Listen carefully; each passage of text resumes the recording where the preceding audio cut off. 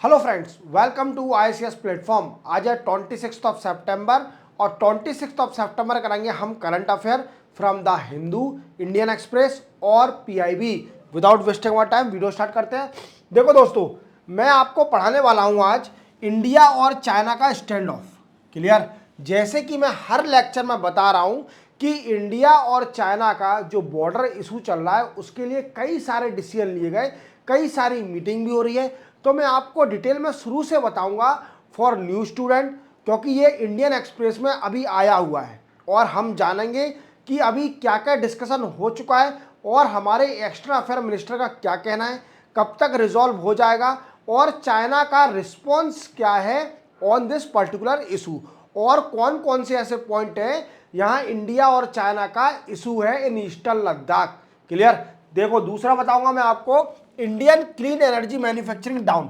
क्या हो रहा है दोस्तों कि जो इंडियन की डोमेस्टिक कंपनी है जो कि सोलर पैनल बनाती हैं वो डाउन होते जा रही हैं। क्यों डाउन हो रही हैं? क्यों उनकी ग्रोथ डाउन होती जा रही है? क्योंकि डिमांड रिड्यूस होते जा रही है। अब डिमांड रिड्यूस क्यों हो रही है डोमेस्टिक मैन्युफैक्चरिंग की? क्योंकि चाइना का सस्ता प्रोडक्ट जिसको बोलते हैं प्रेडेटरी प्राइसिंग में वो अपना प्रोडक्ट बेच रही है, इंपोर्ट किया जा रहा है चाइना का। तो उसके लिए इंडिया क्या डिसीजन लेगी? और जो इंडिया की पॉलिसी है प्रोडक्शन लिंक्ड इंसेंटिव स्कीम, जो कि रिन्यूएबल एनर्जी के लिए बनाई थी, we can say solar panel को भी कवर करा है इसमें प्रोडक्शन लिंक्ड इंसेंटिव, वो फेल होते क्यों जा रही है वो अपन सब जानेंगे। Clear? Next, mineral security finance network. ये क्या है दोस्तों? मिनरल सिक्योरिटी फाइनेंस नेटवर्क, ये नेटवर्क इनिशिएटिव है यूएसए गवर्नमेंट का। क्या इनिशिएटिव है? क्या है दोस्तों कि वो चाइना है, चाइना ने एक ग्लोबल सप्लाई चेन को रोक के रखा है। रोक के नहीं बोल सकते, वी कैन से डोमिनेंस करके रखा है, क्योंकि वो कई सारी कंट्री के साथ एग्रीमेंट साइन करके एक क्रिटिकल मिनरल और रेयर अर्थ मटेरियल का use we can say supply में, ग्लोबल सप्लाई में डोमिनेंस करना चाह रहा है। बट यूएसए ने क्या किया, एक नेटवर्क बनाया और इसमें क्या होगा कि कोलैबोरेशन करेंगी, जो मेंबर कंट्री होंगी इस नेटवर्क की वो कोलैबोरेशन करेंगी on the issue of critical mineral supply और द ग्लोबल सप्लाई और दी रेयर अर्थ मटेरियल। जैसा कि आप जानते हो कि जो क्रिटिकल मिनरल है उनकी रिक्वायरमेंट अभी इस वर्ल्ड में बहुत ज़्यादा है, क्योंकि क्या है कि आप जानते हो क्लाइमेट चेंज का इफेक्ट हो रहा है और कई सारे इशू हैं। तो क्रिटिकल मिनरल की क्या यूजिबिलिटी है और कौन कौन से ऐसे मिनरल हैं जिसकी यूजिबिलिटी है। जैसे इंडिया, हमारी इंडिया सेमीकंडक्टर की हंगर है कि सेमीकंडक्टर की हब बनना चाह रही है, पावर हाउस बनना चाह रही है। इसके लिए मोदी साहब कई सारे प्रयास कर रहे हैं, जैसे कि सिंगापुर गए थे, सिंगापुर में सेमीकंडक्टर की डील साइन करके आए। देन आफ्टर यूएसए भी गए, यूएसए में कई सारी डील करी सेमीकंडक्टर रिलेटेड। तो ये हम सब जानेंगे। क्लियर? देन आफ्टर हम जानेंगे AIIB, मतलब एशियन इंफ्रास्ट्रक्चर इन्वेस्टमेंट बैंक क्या है। अभी फाइनेंस मिनिस्टर ने इसको सजेशन दिया है और क्या सजेशन दिया है ये भी जानेंगे। नेक्स्ट हम जानेंगे China tested inter continent ballistic missile, और चाइना ने अभी इंटर कॉन्टिनेंट बैलिस्टिक मिसाइल को लॉन्च किया है, टेस्ट किया है, जिससे कई सारी कंट्रियों ने ऑब्जेक्शन उठाया है। अब वो हम डिटेल में जानेंगे, ज़्यादा वेस्ट नहीं करते टाइम, चलते हैं। देखो, India and China stand of, जैसे कि मैं आपको हर लेक्चर में बता रहा हूं, मेरी तबीयत थोड़ा सही नहीं है, कोल्ड है मुझे। क्लियर? वो सही नहीं हो रहा है तो बेफिक्र रहना, थोड़ा आवाज में इशू आ सकता है बट समझ लेना। क्लियर? तो देखो, इंडिया और चाइना स्टैंड ऑफ क्या है दोस्तों कि आप जानते हो कि ईस्टर्न लद्दाख में कई सारा इशू चल रहा है between India and China since 2022। 2020 से कई सारा इशू चल रहा है। अब वो कौन कौन से इशू है, कौन कौन से पॉइंट है जिसमें इंडिया और चाइना का ईस्टर्न लद्दाख में इशू चल रहा है, तो मैंने आपको पहले ही बता चुका हूं। दीपसांग प्लिंग, दीपसांग प्लेन, धेमचाक, गलवान वैली,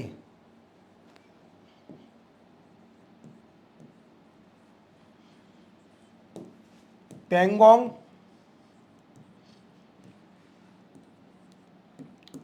सुलिक और घोगरा हॉट स्प्रिंग, ये सारे इशू चल रहे हैं बिटवीन इंडिया एंड चाइना। क्या है? ये सारे बिटवीन इंडिया एंड चाइना। अब इसका रिजोल्यूशन करने के लिए मैंने आपको बताया था कि एससीओ की मीटिंग में डिस्कस किया गया और आसियान की मीटिंग में भी डिस्कस किया गया था between India and China on the issue of border stand of. अब अपन स्टार्टिंग समझते हैं।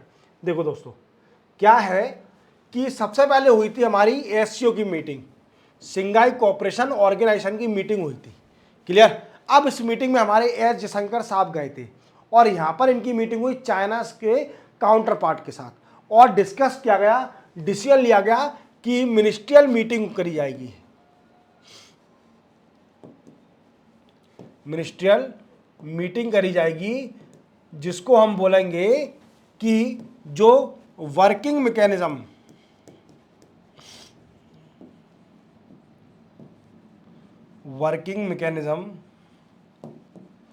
On consultation and coordination. Then after India और चाइना की मुलाकात हुई सॉरी आसियान में, और यहां भी इंडिया और चाइना के बॉर्डर इशू पर डिस्कस किया गया। बॉर्डर इशू पर डिस्कस किया गया। क्लियर? और इसके बाद साथ साथ अब फिर हुई 31st वर्किंग मैकेनिज्म। बीजिंग में इसकी मीटिंग हुई 31st वर्किंग मैकेनिज्म ऑन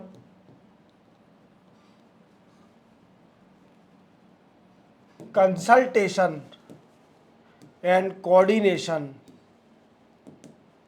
ये मीटिंग हुई बीजिंग में। कहां पर? बीजिंग में। और इसी मीटिंग के साथ इंडिया और चाइना दोनों ने डिसाइड किया कि हम बॉर्डर को पीस रखेंगे। क्या रखेंगे? पीस रखेंगे। क्लियर? अब ये डिसाइड तो हो गया, बट अभी एक और स्टेटमेंट आया था हमारे एक्स्ट्रा फॉरेन मिनिस्टर का कि 75% of border issue has been resolve by both countries. Clear? ये 75% of the border issue has been resolve by both country. ये भी स्टेटमेंट आया था किसका? एस जयशंकर साहब का।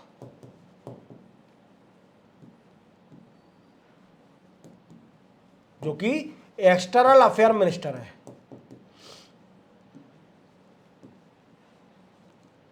समझ गए आप मेरी बात को? अब इंडिया और चाइना की मीटिंग होने वाली है 22nd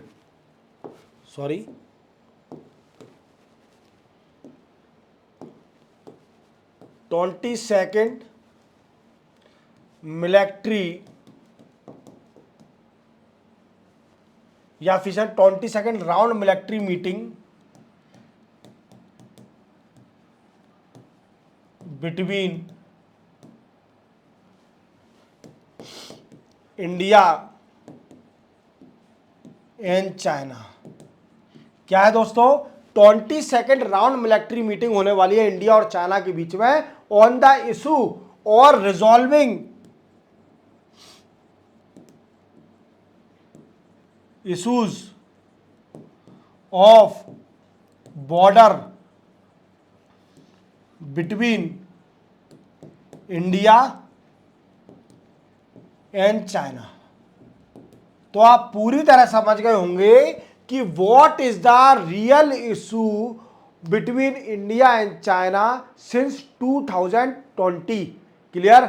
आप जान रहे हो 2020 से इंडिया और चाइना के बीच में स्टैंड ऑफ चल रहा है। क्लियर? और मैंने आपको कई सारे पॉइंट बता दिए। इवन मैंने बताया कि एससीओ जो सिंगाई कोऑपरेशन ऑर्गेनाइजेशन की मीटिंग हुई थी उसमें भी डिस्कस किया गया इंडिया और चाइना के बॉर्डर को इशू करा रिजॉल्व करा जाए। देन आफ्टर आसियान में मिली इंडिया और चाइना, वहां भी डिस्कस किया गया। Then after working mechanism on consultation, coordination and cooperation, ये मीटिंग हुई जो कि 31 थी बीजिंग में, वहां भी रिजॉल्व करने का बोला। फिर एस जयशंकर साहब का स्टेटमेंट आया कि 75% of the issue of the border between India and China has been resolve by both country and remaining 25% of the border issue will be resolved after consultation with China and India as well। तो आप समझ गए होंगे पूरी तरह क्या issue है India और चाइना का। चलते हैं नेक्स्ट न्यूज पर। नेक्स्ट है India clean energy manufacturing sector. देखो दोस्तों, इंडिया की एक पॉलिसी आई थी production linked incentive, production linked incentive, मुझे थोड़ा कोल्ड है, कोऑपरेट करना, incentive scheme, production linked incentive scheme. अब इसका मेन मोटिव क्या है दोस्तों? इसका मेन मोटिव था कि पीएलआई स्कीम में जिस भी सेक्टर को डाल दिया उसे क्या करेंगे, उसे प्रमोट करा जाएगा। प्रमोट कैसे करा जाएगा? By providing technical and incentive help, by technical and incentive help. Clear? अब प्रोडक्शन लिंक्ड इंसेंटिव में पीएलआई स्कीम के अंदर ये एनर्जी सेक्टर भी है। कौन सा एनर्जी सेक्टर? सोलर वाला, सोलर। क्लियर? अब क्या है, हमारी जो डोमेस्टिक मैन्युफैक्चरिंग कंपनी है, डोमेस्टिक मैन्युफैक्चरिंग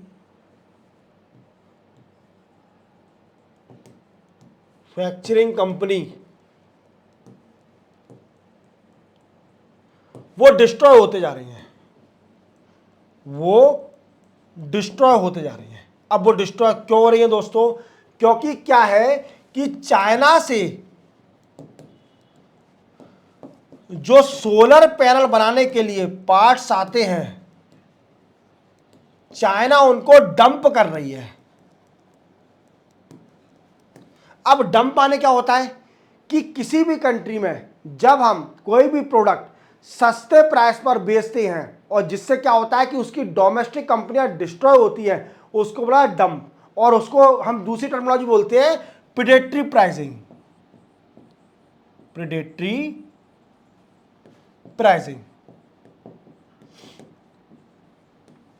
क्या होता है प्रेडेटरी प्राइसिंग? प्रेडेटरी प्राइसिंग का मतलब होता है जब कोई कंपनी अपना प्रोडक्ट इतने सस्ते प्राइस पर बेचती है, इवन उससे जो दूसरी डोमेस्टिक कंपनियां हैं या दूसरी जो रिटेल शॉप है वो डिस्ट्रॉय करने के लिए। जैसे आप ई कॉमर्स का एग्जांपल ले लीजिए, अभी आपको बिग बिलियन डे चल रहा है, आज से बिग बिलियन डे स्टार्ट हो गया। अब क्या करेगा फ्लिपकार्ट, बड़े ही सस्ते चीज़ें बेचेगा। मतलब आईफोन लोगे तो 4000 में सस्ता मिल जाएगा, 5000 सस्ता मिल जाएगा, कोई भी प्रोडक्ट लोगे तो आपको बड़ा सस्ता मिलेगा। क्लियर? अब इससे क्या होगा कि जो रिटेल शॉप है वो डिस्ट्रॉय हो जाएंगी।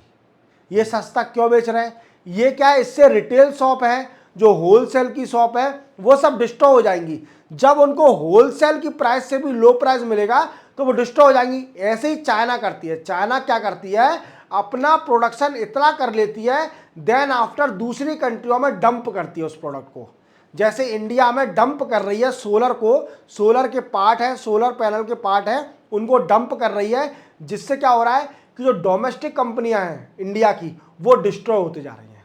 क्या होते जा रही है? डिस्ट्रॉय होते जा रही है। तो उसको बोलेंगे प्रेडेटरी प्राइस। क्लियर? अब इंडिया क्या डिसीजन लेगी, इससे कैसे निपटेगी? या फिर एंटी डंपिंग ड्यूटी लगाएगी, एंटी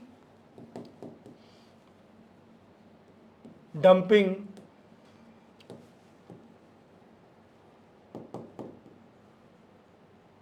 एक तो पेन क्या है, स्लिप होता है इस पर, एंटी डंपिंग ड्यूटी।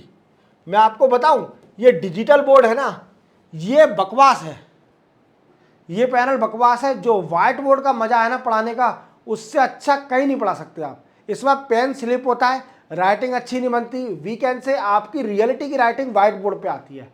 क्लियर। अब जो भी है नई टेक्नोलॉजी से आना पड़ेगा, व्हाइट बोर्ड लेके आएंगे तो बच्चा ही खुद नहीं पड़ेगा। आजकल हर आदमी टेक्नोलॉजी चाह रहा है, समझ रहा आप मेरी बात को। फिर जो व्हाइट बोर्ड में फोटो नहीं आ पाएगा, क्लियर, ऐसा लिखा हुआ नहीं आ पाएगा, और ये इंडियन एक्सप्रेस से लिए न्यूज़ ये नहीं आ पाएगा, क्लियर। तो इसके भी यूजेबिलिटी है, क्लियर। अब राइटिंग तो समझ लेना आप, ठीक है, एंटी डंपिंग ड्यूटी लगाइए, क्लियर। अब क्या होगा इससे कि जो डोमेस्टिक कंपनियां हैं वो सेफ हो जाएंगी। क्या हो जाएंगी? सेफ हो जाएंगी। अब इसके लिए चाइना को अच्छा जवाब दिया जाएगा, जो डंप कर रहे हैं चीज़ों को तो हो रहा है, क्लियर। तो आप ये पॉइंट मेंशन करके आना कि इंडियन की डोमेस्टिक कंपनियां हैं वो पीएलआई, जो पीएलआई के अंडर कवर करी जाती हैं, वो डिस्ट्रॉय होते जा रही हैं due to Chinese dumping the product at a lower price और प्रिडेटिव प्राइसिंग पर, क्लियर। तो आप मेंशन करके आओगे तो अच्छा आपको मार्क्स मिलेंगे। आपको इवन क्लाइमेट चेंज पर भी इसको यूज कर सकते हो आप पॉइंट को। क्लाइमेट चेंज पर इशू आ जाता है तो रिन्यूएबल एनर्जी के प्रमोशन पर आप इसको यूज कर सकते हो। आप इसका कई जगह यूज कर सकते हो, मल्टीपल यूज कर सकते हो, ट्रेड में यूज कर सकते हो, internal trade, we can say foreign trade, ये सब में यूज कर सकते हो आप इस पॉइंट का, क्लियर। तो आपको ये सीखना है कि हम किसी भी न्यूज को मल्टीपल यूज कैसे कर सकते हैं। हमें ये नहीं सीखना कि हमें सर बता दे कि ये न्यूज इसमें कवर कर सकते हैं। आप खुद दिमाग लगाइए, ये तो मैं बता दूंगा आपको, आंसर राइटिंग लिखना तो मैं सिखा दूंगा, बट आप खुद अपना माइंड यूज करिए। यूपीएससी का एग्जाम दूसरों का माइंड यूज करने वाला नहीं है, यूपीएससी एग्जाम खुद का माइंड यूज करने का है। वो आपको ऐसा क्वेश्चन डालेगा, ना मैं बता पाऊंगा ना कोई और बता पाएगा, सिर्फ ओनली आपको ही दिमाग लगा के लिखना पड़ेगा। अब इन पॉइंटों को आपको यूज करना सीखना पड़ेगा कि कैसे इस पॉइंटों को मैं कहां पर पुट कर सकता हूं। ये रिस्पॉन्सिबिलिटी आपकी है, ये रिस्पॉन्सिबिलिटी मेरी नहीं है। जो बता रहे हैं आपको वो मूर्ख है, क्लियर, वो होशियार नहीं है, वो बता रहे हैं। क्योंकि आपको खुद ही दिमाग लगाना है, आपको खुद ही सोचना है कि इसका मैं यूजेबिलिटी कहां कर सकता हूं, इसका यूज कहां कर सकता हूं, क्लियर। चलते हैं अपन नेक्स्ट उस पर। मिनरल सिक्योरिटी फाइनेंस नेटवर्क, ये क्या है? देखो दोस्तों, अब फिर से आ गई चाइना। जैसा कि आप जानते हो चाइना ने क्या किया है, चाइना के पास पैसा बहुत है। आप जानते हो कि सेकंड लार्जेस्ट इकोनॉमी है चाइना, ठीक है, पहली यूएसए, दूसरी चाइना। चाइना पे इतना पैसा है, वो क्या करती है, कई सारी कंट्रियों को असिस्टेंस देती है।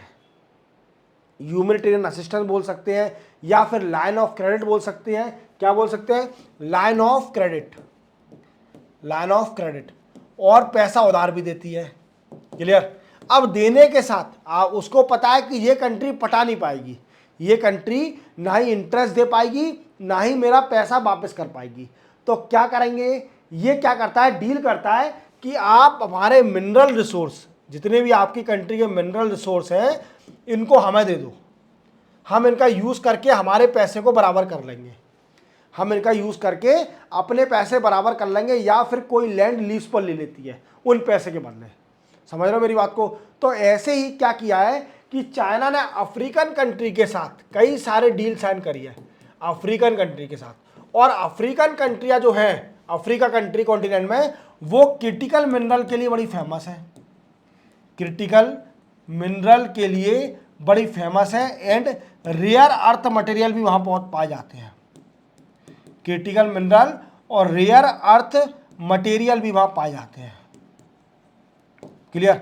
अब ये क्या है दोस्तों, क्रिटिकल मिनरल क्या है थोड़ा बता देता हूं। जैसे nickel, nickel, cobalt, lithium, semiconductor, silicon, etc, ये क्रिटिकल मिनरल है। और आप जानते हो कि क्रिटिकल मिनरल की यूजेबिलिटी अभी इस वर्ल्ड में बहुत ज़्यादा है। क्या है? क्रिटिकल मिनरल की यूजेबिलिटी बहुत ज़्यादा है। क्यों ज़्यादा है? क्योंकि इससे कई सारी यूजेबिलिटी है। आप जानते हो कि क्लाइमेट चेंज के कारण जो फॉसिल फ्यूल की व्हीकल है उनको रिमूव करने का चल रहा है और इलेक्ट्रिक व्हीकल आ रही है, और इलेक्ट्रिक व्हीकल में लिथियम बैटरी का यूज़ करा जाता है, जो कि एक क्रिटिकल मिनरल है, लिथियम, क्लियर। अब दोस्तों क्या है कि चाइना ने एक डोमिनेंस बनाना चाह रही है क्रिटिकल मिनरल पर। तो इससे क्या होगा, चाइना को बेनिफिट ये हो जाएगा कि चाइना ग्लोबल सप्लाई जो ग्लोबल सप्लाई हो रही है, global supply of minerals, critical minerals and rare earth material, critical mineral rare earth material, इस पर डोमिनेंस कर लेगी। क्या कर लेगी? डोमिनेंस कर लेगी। और आप जानते हो वर्ल्ड को बहुत जरूरत है अभी क्रिटिकल मिनरल और रेयर अर्थ मटेरियल की। क्लियर? अब दोस्तों इसका तोड़ निकालने के लिए यूएसए ने एक इनिशिएटिव निकाला था, नेटवर्क निकाला था। यूएसए का एक इनिशिएटिव आया था, इनिशिएटिव, ये मैं अनऑफिशियल बता रहा हूं, ये इनिशिएटिव निकाला है, पर मैंने आपको एक ओनली अनऑफिशियल तरीका बताया, ये तोड़ निकालने के लिए निकाला है। क्लियर? ये ऑफिशियल चीजें नहीं करी जाती कि किसी कंट्री का विरोध करने के लिए। क्वाड की जो मीटिंग बताई थी मैंने, क्वाड क्यों बना था? चाइना का दिन प्रतिदिन इंडो पैसिफिक ओशियन पर उसका डोमिनेंस बढ़ते जा रहा था, तो क्वाड इसलिए बना था कि उसका डोमिनेंस रोकने के लिए। क्लियर? तो आप पूरी तरह समझ रहे होंगे, ये अनऑफिशियल बातें होती हैं, ऑफिशियल बातें नहीं होती है। ये मैं आपको बता रहा हूं, ये आपको ज्ञान तब आएगा जब आप बहुत ज्यादा रीडिंग कर लोगे, कई सारी बुक पढ़ लोगे, तब आपको एनालिसिस ज्यादा करोगे, तभी आपको ये ज्ञान आएगा कि हमें कैसे इसको कनेक्ट करना है। क्लियर? देखो दोस्तों, अब क्या है कि यूएसए का इनिशिएटिव आया था मिनरल सिक्योरिटी फाइनेंस नेटवर्क। ये नेटवर्क क्या है, इसको इंडिया ने भी ज्वाइन कर लिया है और कई सारी कंट्रियों ने इसको ज्वाइन कर लिया है। अब इसका मेन मोटिव क्या है कि global supply, we can say global supply of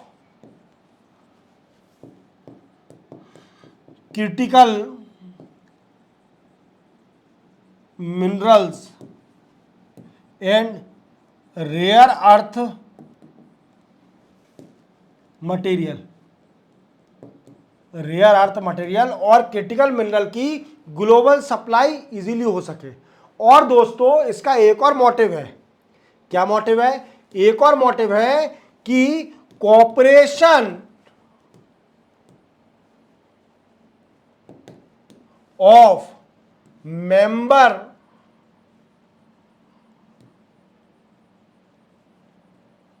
countries, private and public company. समझ रहे हो मेरी बात को, मैं क्या कहना चाह रहा हूं कि इसका एक और मोटिव है कोऑपरेशन ऑफ मेंबर कंट्री, जो भी मेंबर कंट्रियां हैं उनके बीच में कोऑपरेट करना, जहां पर उनकी प्राइवेट और पब्लिक कंपनियां हैं उनके बीच में कोऑपरेट करना to enhance the production of the critical mineral और the rare earth material, even global supply, enhance the global supply. These are the main motive of this particular initiative, Mineral Security Finance Network, that is USA based initiative। समझ गए होंगे आप पूरी तरह से कि इस इनिशिएटिव का मतलब क्या है। क्लियर? चलते हैं अपन नेक्स्ट न्यूज पर। नेक्स्ट है एशियन इंफ्रास्ट्रक्चर इन्वेस्टमेंट बैंक। देखो दोस्तों, ये बहुत इंपॉर्टेंट न्यूज है आपके लिए, एशियन इंफ्रास्ट्रक्चर इन्वेस्टमेंट बैंक। ये क्यों इंपॉर्टेंट है? क्योंकि जैसे आप जानते हो कि हमारे वर्ल्ड में सिर्फ ओनली दो बैंकों का पहले नाम था। 2016 से पहले दो बैंक इंटरनेशनली बैंक चलती थी। पहली चलती थी वर्ल्ड बैंक और दूसरी थी इंटरनेशनल मॉनेटरी फंड, IMF और वर्ल्ड बैंक। क्लियर? ये बैंकों ने इतना डोमिनेंस करके रखा था वर्ल्ड में कि ये जो कंडीशन बोलती थी वही कंडीशन माननी पड़ती थी कंट्री को, अगर उससे फाइनेंस चाहिए तो। अगर उससे फाइनेंस चाहिए आपको वर्ल्ड बैंक और IMF से, तो आपको उनकी कंडीशन माननी पड़ेगी। और ये कंडीशन इतनी बोल्ड होती थी कि उनको मानना ही पड़ेगा और कंट्री डिस्ट्रॉय भी हो सकती थी, वी कैन से। और इन बैंकों में वेस्टर्न कंट्रियों का भी इन्फ्लुएंस बहुत था। क्या था? वेस्टर्न कंट्रियों का भी इन्फ्लुएंस बहुत था, इवन उनका इंटरफेरेंस भी बहुत ज़्यादा था। तो इसको रोकने के लिए चाइना ने और कई सारी कंट्रियों ने एक इनिशिएटिव निकाला जिसको बोलते हैं एशियन इंफ्रास्ट्रक्चर इन्वेस्टमेंट बैंक। ये 2016 में बैंक बनी और इसका हेड ऑफिस है बीजिंग में। कहां पर है? बीजिंग में। और ये एक मल्टीलैटरल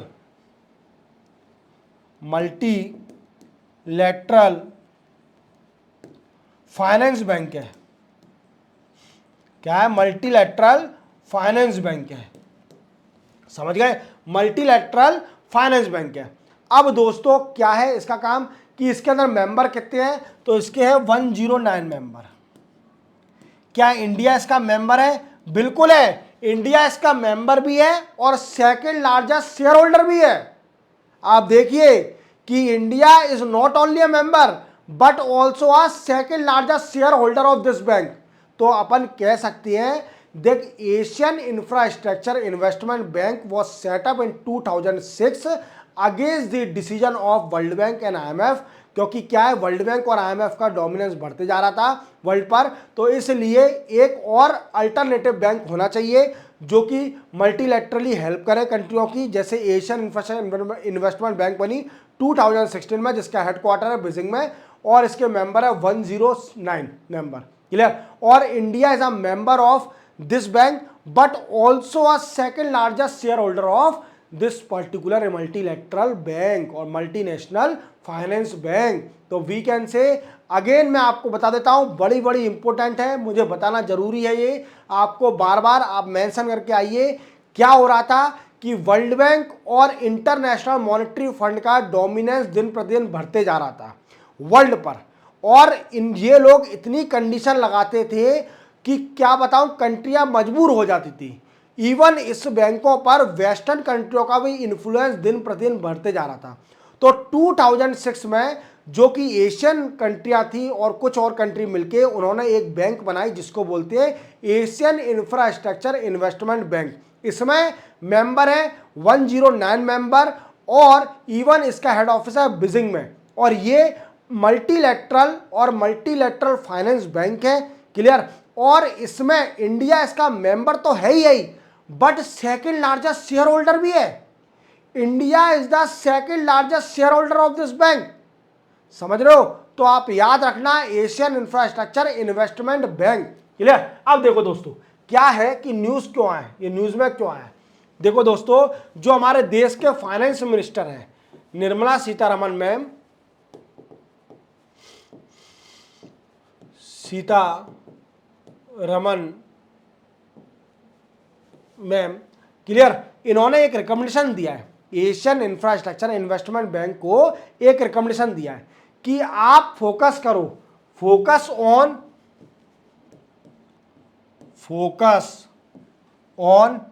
क्लाइंट सपोर्ट करो। क्लियर? क्लाइंट का सपोर्ट करो, और इवन वी कैन से, और इसी के साथ जो लो डेवलपिंग कंट्री है, लो इनकम कंट्री है, उनकी मदद करो।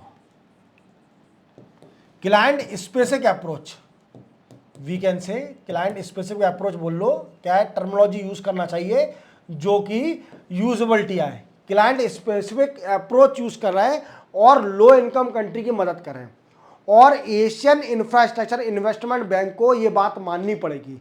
अब क्यों माननी पड़ेगी? क्योंकि India is the second largest share holder of this bank, और जो इसके हेड जो हैं वो भी बोले, अप्रिशिएट किया कि इंडिया का डिसीजन, इंडिया का सजेशन बहुत अच्छा है। और क्योंकि अब इसकी मीटिंग होने वाली है नाइन्थ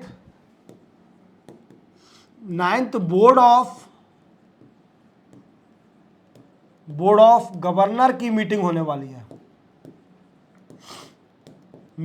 वाली है, इन समरखंड कहां पर है? Uzbekistan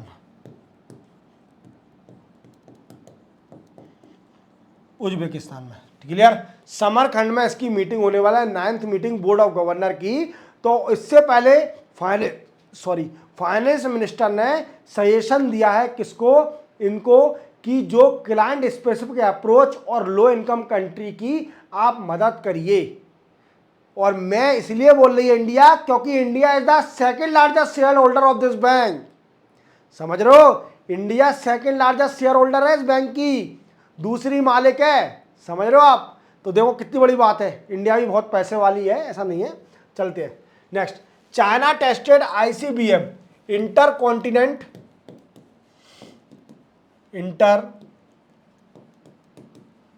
continent ballistic missile.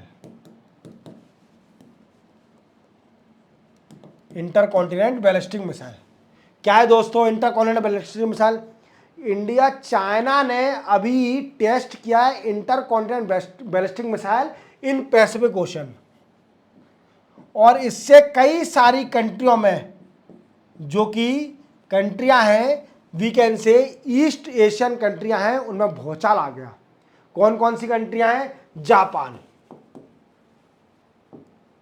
New Zealand, Australia, इनमें भूचाल आ गया। और इन्होंने बोला, जापान ने बोला कि चाइना ऐसे कैसे टेस्ट कर सकती है इंटरकॉन्टिनेंट बैलिस्टिक मिसाइल को। क्यों? ऐसा क्यों? क्योंकि चाइना ने जापान को नोटिस नहीं दिया, पहले टेस्ट करने से पहले नोटिस नहीं दिया कि हम टेस्ट करने जा रहे हैं पैसिफिक ओशन के अंदर। क्लियर? अब इससे कई सारा इशू हो गया, बट चाइना का जापान भी कुछ नहीं कर सकती। जापान क्या बाहर थोड़ी करना है कि रशिया और यूक्रेन की तरह वार स्टार्ट हो जाएगा चाइना और जापान में, ऐसा नहीं है। ये दोनों कंट्रियां समझदार है, चाइना भी बहुत समझदार है, जापान भी उससे ज़्यादा समझदार है, क्योंकि जापान भी इकोनॉमी अच्छी खासी, तीसरी सबसे बड़ी लार्जेस्ट इकोनॉमी है जापान। जैसे USA number 1, China second largest, third Japan, fourth Germany और फिफ्थ इंडिया, तो ऐसे क्रम है। तो जापान भी तीसरी सबसे बड़ी इकोनॉमी है वर्ल्ड की, तो जापान ऐसे लड़ेगी तो नहीं दूसरी इकोनॉमी से, अपनी इकोनॉमी डिस्ट्रॉय थोड़ी करना है। बट उनका ऑब्जेक्शन आया है कि चाइना ने अगर कोई भी मिसाइल लॉन्च करी है, टेस्ट किया है, तो उसका कम से कम नोटिस तो दो। अगर कोई कैजुअलिटी हो जाएगी तो कौन रिस्पॉन्सिबल रहेगा इसका?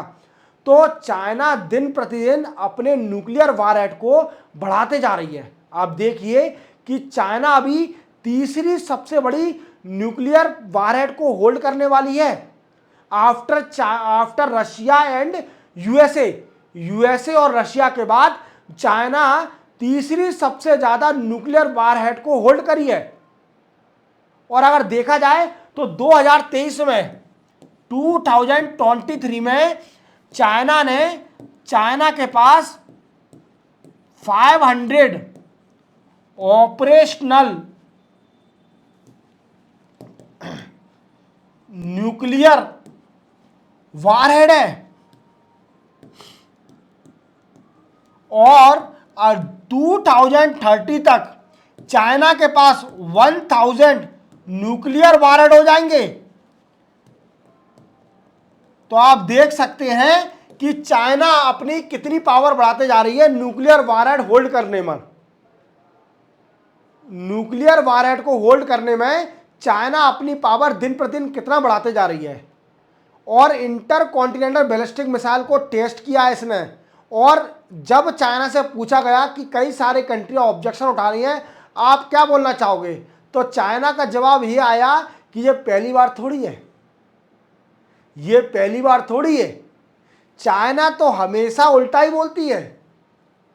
अब भाई वो दूसरी सबसे बड़ी इकोनॉमी है, हम भी जब तीसरे बन जाएंगे, अभी हम इंडिया को लग रही है, इंडिया के सामने कोई लग रहा है क्या? इंडिया भी फिफ्थ लार्जेस्ट है। कोई भी इंटरनेशनल इशू और कोई भी टॉक होती है तो बिना इंडिया के बिना कुछ होता ही नहीं है। तो इंडिया भी हमारी राजा है, ऐसा नहीं है। और as per the S&P Standard and Poor जो क्रेडिट रेटिंग एजेंसी है, उसने बोला है कि 2031 तक इंडिया तीसरी सबसे बड़ी इकोनॉमी बन जाएगी। तो फिर हमारी वैल्यू देखना, और वैल्यू बढ़ जाएगी हमारी इंटरनेशनली। क्लियर? चलते हैं नेक्स्ट न्यूज पर। देखो दोस्तों, नेशनल ग्रीन ट्रिब्यूनल के बारे में तो आप जानते होंगे। National Green Tribunal, National Green Tribunal ये कब सेटअप हुआ था? 2010 में। और इसका मेन मोटिव है टू प्रोटेक्ट और conserve environment, to protect and conserve environment. Clear? थोड़ा पानी पी लूं।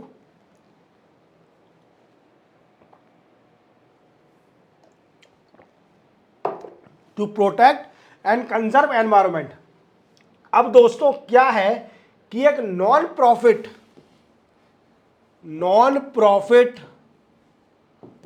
एक ऑर्गेनाइजेशन है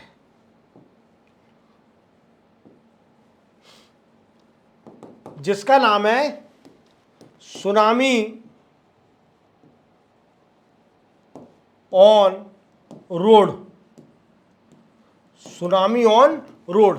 इसने क्या किया कि एक पेटिशन लगाई एनजीटी में, किस चीज की, related to star rating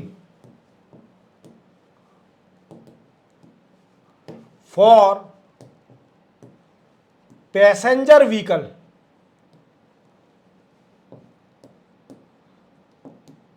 passenger vehicle के लिए स्टार रेटिंग की एक पेटिशन लगाई। अब ये क्या है स्टार रेटिंग? जैसे आप जानते हो कि आपके घर में आप इलेक्ट्रिक अप्लायंस यूज करते हो, उसमें आपने देखा होगा कि 1 स्टार, 2 स्टार, 3 स्टार, 4 स्टार या 5 स्टार, ये स्टार होते होंगे। और ये देता कौन है स्टार? ये देता है BIS, bureau of Indian standard.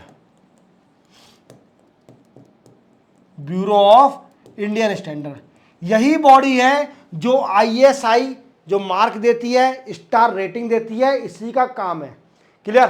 अब ये पेटिशन लगाई है, जो नॉन प्रॉफिट ऑर्गेनाइजेशन बोला है कि जो पैसेंजर व्हीकल है उनको भी स्टार रेटिंग मिलना चाहिए on the basis of fuel efficiency. Star rating passenger vehicle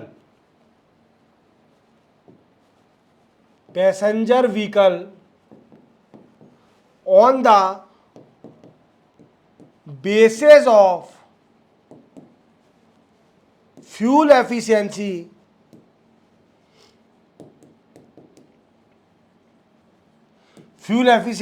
and CO2 emission।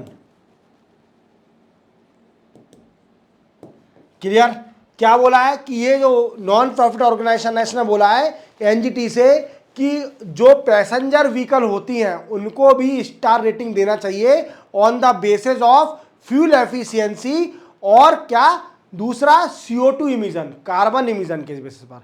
तो एनजीटी ने रिस्पॉन्स मांगा है गवर्नमेंट से कि आप इस पर रिस्पॉन्स दीजिए, क्या स्टार रेटिंग देने लायक है, पैसेंजर व्हीकल को दे सकते हैं, जिससे ये पता चले कि पैसेंजर व्हीकल सेपरेट हो जाएंगी कि कौन सी व्हीकल ज़्यादा एफिशिएंट है, क्या कम, कौन सी व्हीकल क्लाइमेट चेंज को ज़्यादा इफेक्ट नहीं कर रही है और कौन सी व्हीकल ज़्यादा इफेक्ट कर रही है।